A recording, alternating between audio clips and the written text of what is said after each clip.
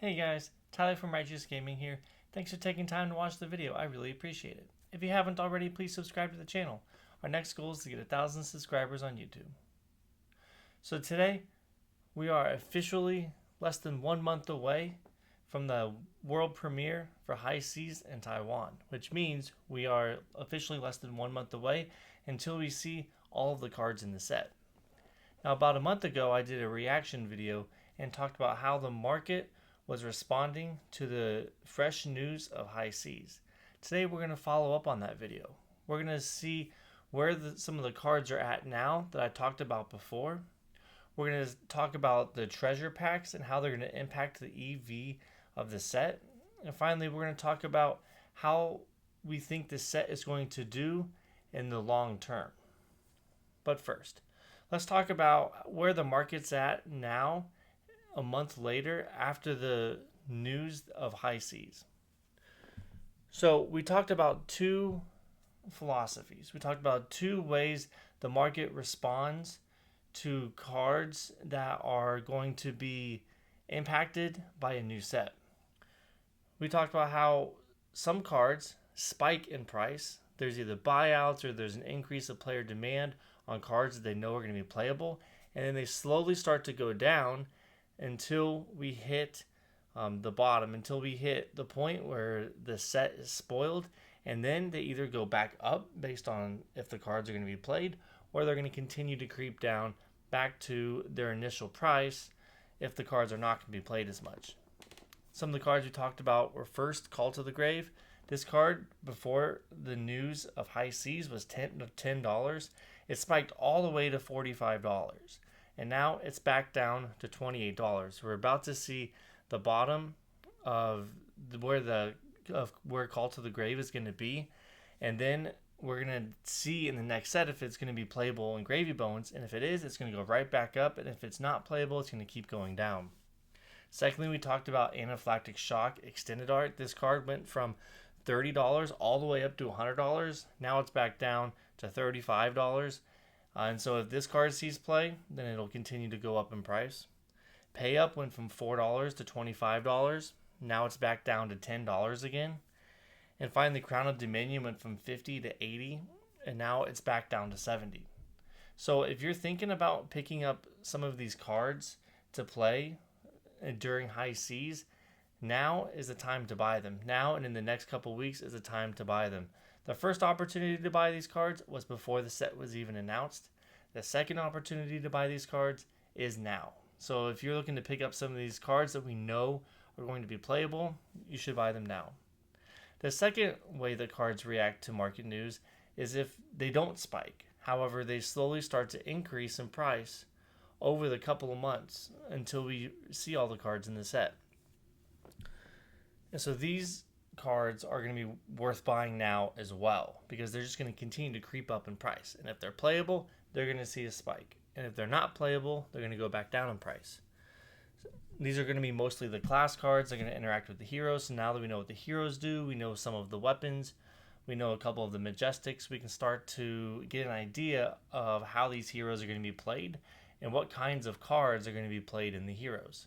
And so for Marlynn, the ranger, we can see mostly just the arrows, maybe some of the pumps that are going to be staples in the deck, some of the staple arrows that we've seen before. These are like Remorseless. This Remorseless hasn't moved in price yet. Three of a Kind hasn't moved much either. It's gone from $10 to $12. Battering Bolt's gone from $7 to $13. Endless Arrow is the big one that has seen an increase in price. It went from $2 all the way to $9. It just got bought out tonight, actually. And so if these are some of the arrows that you're going to want to have for the Marlynn deck, and if there are any more arrows that you think you might have, if there are any pumps you might want to have, Seek and Destroy, now's the time to buy those. Met cards are also going up in price steadily over time. We can see that Puffin is going to be dealing with a lot of cranking. And so cards that interact with crank, we can see Master Cogs up to like $80 now. Heist is up to $30, $35 despite it being printed in the new Max deck. Fast and Furious, Cerebellum Processor, both up a couple of dollars. These are about to dry up, so get those cards while you can. And then Null Time Zone has over doubled in price. It's gone from $3 to $7. The cold foils up to $30, $40 now. And so any of the old Met cards that interact with cranking are going to be great pickups for Puffin. So make sure you get those cards now before the set comes out next month. Because once the set comes out, if those cards are playable, they're going to be doubling in price again. And so if you want to play those heroes, now's your last call to get some of those cards. Next, we're going to talk about Box EV and how the treasure packs are going to relate to that. So if you weren't aware, EV is an acronym for estimated value. So whenever a box comes out, you can take the average of all the cards that you can open times the pull rates of those cards, and you can get kind of an estimate on the value of the box that you are trying to open. So if a box is $100, like a hunted box, the EV is somewhere around $80. So if you open a hunted box, on average, you're going to get back about $80 of that $100 purchase. That's actually really good. An 80% EV to a box is great because it means that you're not losing all the money that you spend when opening a box. However, if the EV is ever above the price of a box, that's an inverted EV. So that's when stores are going to start opening their boxes instead of selling them because they know they can get more money out of them if they were just to open and sell the singles. And so a higher EV is good. But for high Cs, we have a new pack in the box. We have treasure packs. Treasure packs have a lot of value in them. They have the cold foils, they have some legendaries, they have the marvels, and they have special chase cards in them as well. And so treasure packs going to have a lot of EV in the box. This is going to cause the main set to decrease in EV so that single packs of the set that aren't the treasure packs are going to be less desirable to open. So I think this is going to cause players to buy more sealed boxes and less open packs. So if you're a store, don't open as many boxes for packs. And if you're a player, the best EV, the best bang for your buck might just be to buy a sealed box of high Cs so that you have a chance at the treasure pack to get something really special in it. However, there's not all lost hope for the main set, for the main packs. If a video that was posted recently by Clue TCG, KLOO, he was talking about how there are more M's in this set compared to previous sets, and how the chances of pulling these specific M's are a little bit higher. So the M's in this set, especially if there's good generic ones like we've seen in the past, could actually hold a decent amount of value because the chance that you can get some of these M's are slightly less than they have been in previous sets. Now, on a counter, these boxes will also be opened a lot more than previous sets, in my opinion, just because people are trying to chase the treasure pack cards. I know I'm going to be opening a lot more boxes of this set just based on the treasure pack alone, so maybe that balances out, but we'll see where it ends up over time. If I had to guess, my guess is that 25% of the box EV will be in the treasure packs, and then the 75% of the box EV will be in the main set. I mean, LSS knows what they're doing. They're not just going to let all of the EV rest in these treasure packs. And so I believe that they're still going to have some good things to pull in the main set so that the EV isn't heavily weighted just on the treasure pack, and so that stores are still able to sell some single packs with relative ease.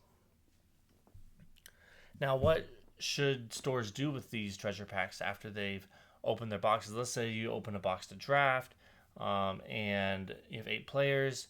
Now, what can a store do with the treasure pack that they get? Well, they can sell it. That is allowed by LSS. It's not an official product that you can get from distribution. The treasure pack is, so they are allowed to sell it. They've confirmed that. They can give it away as pricing. My recommendation is that stores give these away as pricing, price support, especially if players draft. I think that the gold pack should be given out randomly to someone in the draft. I think that's pretty cool. But if I had to put a price on where these treasure packs are going to land, my guess is that initially on release, they're going to be about $20 per treasure pack. And then once we hit the end of the high C cycle, I think that these packs settle somewhere around $10 to $15 because they are high risk, high reward packs. Some of them you can open and you can get $2, $3. Maybe you get a cold foil common. another card that's not as playable, but maybe you hit a colorful legendary, you hit one of the chase cards, one of the secret lost treasures, one of James White's cards. So I think that these packs people are going to be buying for $20-$30 on release, and I think that's really risky. So if you're a player, if you just want the cards out of the treasure packs, just buy the singles. Don't risk it on these treasure packs. If you're a player and you care about the money that you spend on the packs and you don't want to lose money, buy the singles. That's going to be your best bet out of the treasure pack slot. That's really just your best bet with Fab in general. It's just to buy the single cards that you need to play the game. And so that's my thoughts on treasure packs. And finally, we're going to talk about a new philosophy I've been thinking about how to evaluate how well a set can do in the future. A way to evaluate how a set has done in the past, and that's by ranking the heroes that are in the set based on their desirability and their playability. So I've come up with 3 different tiers for heroes, and we're going to be ranking some of the heroes in high season, some heroes from the past sets, and kind of get an idea of what each tier is broken down into. So the first tier is the top tier. The highest tier is going to be the universal tier. So these are going to be heroes that have a high playability, that have a high desirability to play. That means a lot of players are going to want to build and play this hero. And these are heroes that are going to be pretty meta relevant moving forward. So some examples of universal heroes are Katsu. I know he's not competitive right now, but he has a very high player satisfaction. A lot of players love him, love to build him. A lot of the illusionists can fall here. Dromai and Prism will fall here, as well as Viserai has a lot of players who really love to play the hero, but also can be meta relevant. Now this tier of heroes don't have to be meta relevant, but they usually are. The second tier is going to be the cult heroes. These are going to be heroes that have a cult following, that they're going to be people who play this hero and only this hero. You have a lot of the specialist heroes fall here, heroes that can be competitive in most metas, heroes that are going to be B tiers. Some A and S tier heroes can fall in here as well, but they're not going to have as wide of an adoption, as wide of players playing those heroes as the heroes in the universal tier. Some of these heroes include new.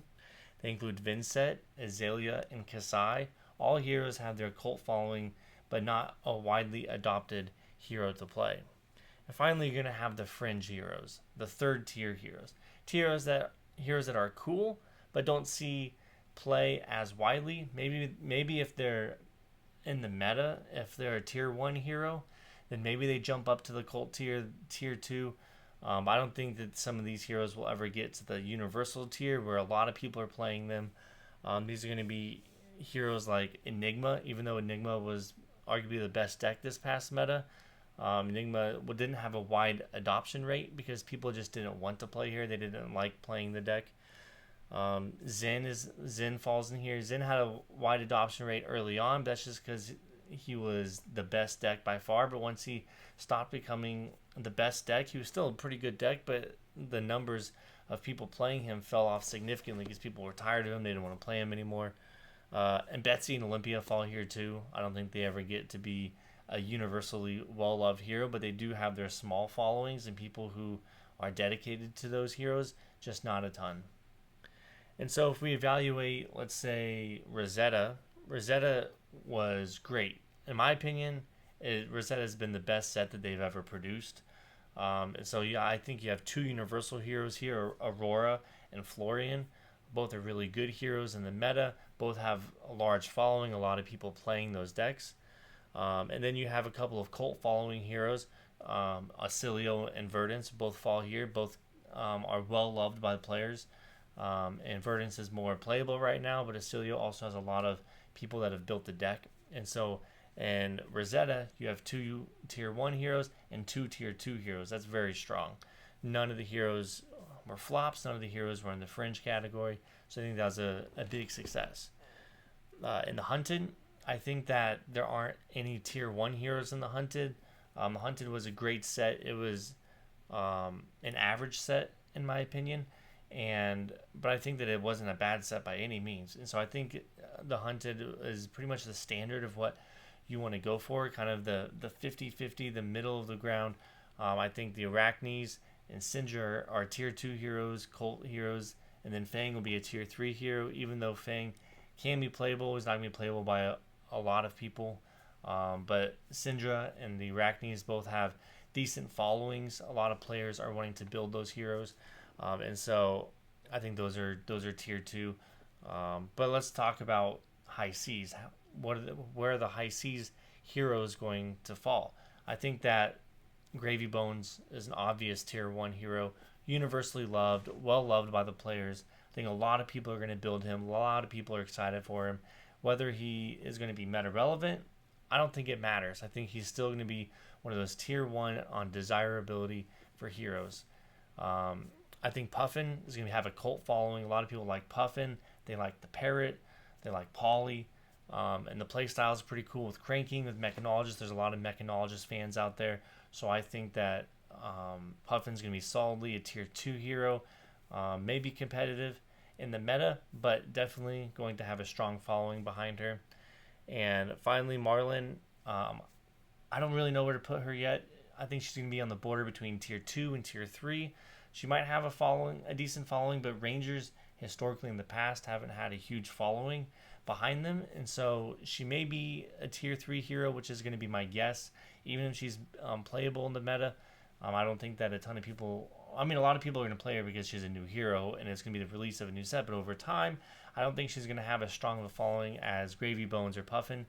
But overall, having one hero in each tier, I think is great for the set moving forward. So I think High Seas has a high outlook when it comes to heroes, their playability, their relevance, and how long lasting of an impact the set is going to be. So that's good news for High Seas moving forward. And so I think there's a lot of hype behind High Seas. A lot of people are wanting to open the packs. They want to open treasure packs. They want to find some of these lost treasures. They want to play a lot of these heroes. I mean, everyone that I know has one of the heroes that they want to pick up and play. So I think that's great news for the set going forward and the longevity of the set.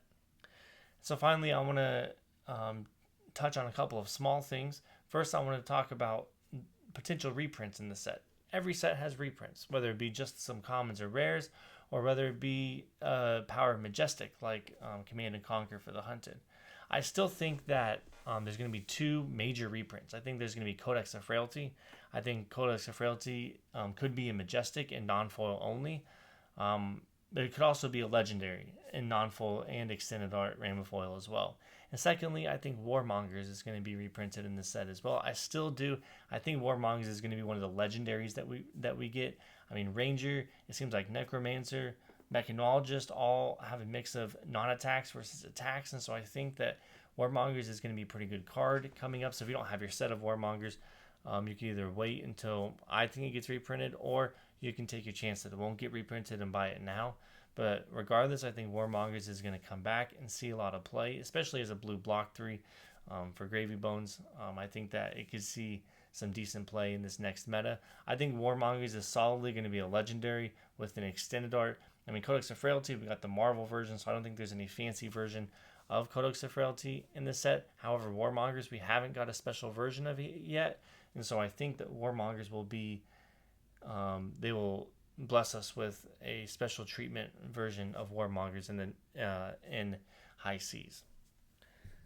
And so what should be our buy price target for sealed boxes? I mean, I think these boxes are going to start off definitely at map pricing, $100, and I think they're going to rise quickly. I think they're going to be up to $120, even $140. So if you can find them anywhere from map to MSRP, $100 to $120, that's going to be a great price to buy these boxes, especially if you're getting promos with them, if you're buying from like Team Covenant or Star City Games, or if you're getting credit back, like if you buy with min-max. I think stacking some of these deals are going to be a good way to get a lot of value back from purchasing these boxes. And so $100 to $120, that's definitely where you want to be when buying High Seas boxes, because I think in 6 months, a year time, these boxes are going to be some of the most well-performing boxes that we have seen yet. And so And I'm talking $140, $150, maybe $160 a box. I think is a good landing point for these boxes in the future. And so $100 to $200, $120, it's a great place to be buying these boxes at.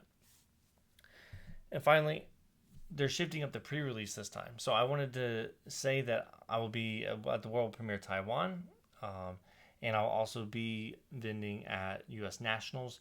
And so after you've had a chance to buy your boxes at your local game stores, because LSS is awesome and they're allowing their local game stores to sell as many boxes as they want on pre-release weekend.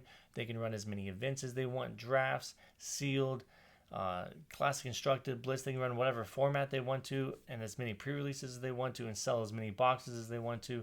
So players stock up at your LGSs, buy cards from your LGSs, buy boxes from your LGSs, support your game stores because they do the most for the community. But if you haven't got all of your cards for Nationals yet, please stop by my booth at Nationals. We'll be open on Thursday night from 5 to 9. We'll have lots of stock of high Cs, and we'll get you squared away with anything that you may need to still play at Nationals or still play that weekend in the calling or in other events. So please stop by the booth. I'd love to see you, love to say hi. I'd love to hook you up with whatever cards you have left. Don't come to me for buying your whole set. Please go to your LGS to buy most of your product, but whatever you still need after visiting your LGS on pre-release weekend, please stop by my booth. I'd love to sell you some cards. So, in summary, this set is going to be a banger set. The set is going to go down as one of the best sets of all time, just like Rosetta. And I think that the reception is going to be very strong. And I think that it's going to be a set to remember.